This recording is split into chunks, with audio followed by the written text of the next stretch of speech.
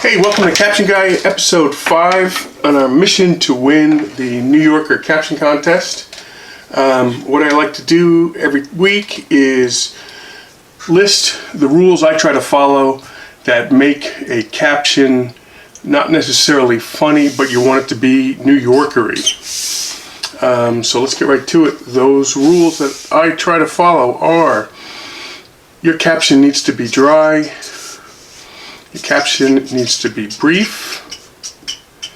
Definitely has to be clever.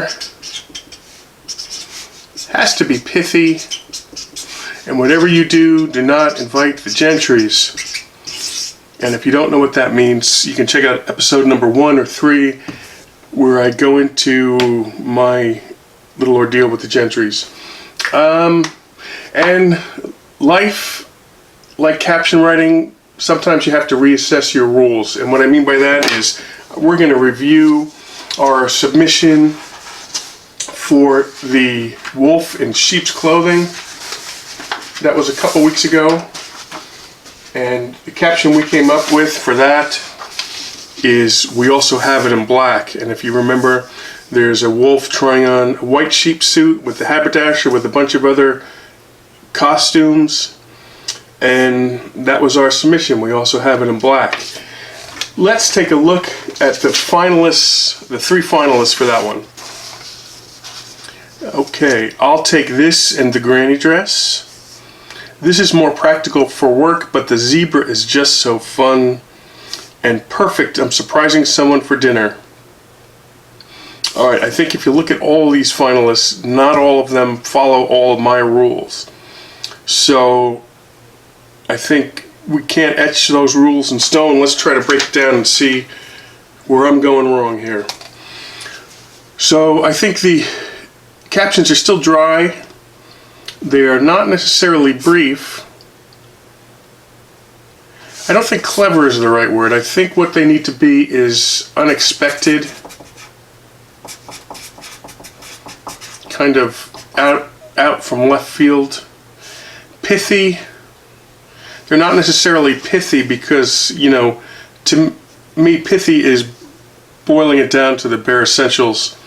But when you have words like just so fun, I don't think pithy is really a requirement. I think it's preferred. So we're going to leave it in. And, of course, you still don't want to invite the gentries. So that means our new list is you want these to be dry, unexpected, pithy, and don't invite the gentries. So let's use this list and work on this week's cartoon. What we have here, put those over there, is a man shoveling snow and a woman playing guitar. Cartoon by PC Vey. So let's start. If you recall, what I like to do is break it down, intuitive part.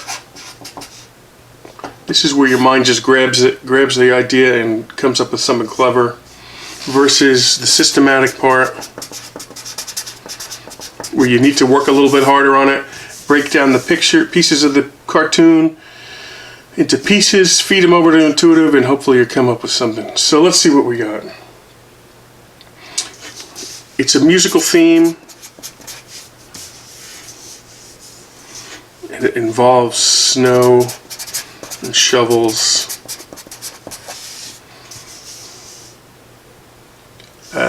She's kind of accompanying him.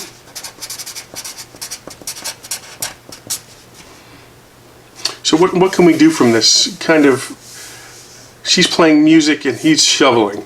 So that kind of implies you want to keep a beat, right? Tempo.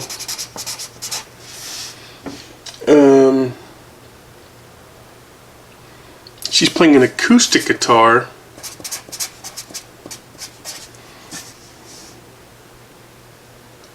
And let's see, she's also barehanded. Just little details you want to notice.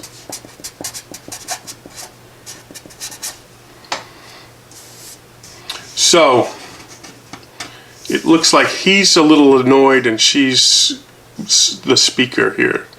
So what can we come up with these? So if she's leading, you could say something like, you came in late again, let's take it from the top. Or, here comes your solo. Your tempo is really throwing me off. Or, we'll never get this done if you can't keep the beat. The acoustic part, you say, why do you keep asking me to switch to electric? I think that's a little too mean.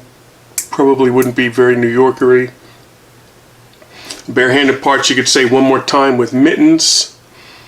But none of those, I think, are following all the rules. The one that gets me the most is the brief one. If you remember, one of those finalist captions was, this is more practical for work, but the zebra is just so fun. It's kind of long-winded. And so I think what we're going to do here is we're going to go out on a limb, kind of prove a point, and we're going to go with a really long caption. Here we go. And this has to do with, you know, when you're shoveling snow, they always say it's a great time for a guy to get a heart attack. So, and she's, how do you combine that with a song? I think it's done this way. Next is a little number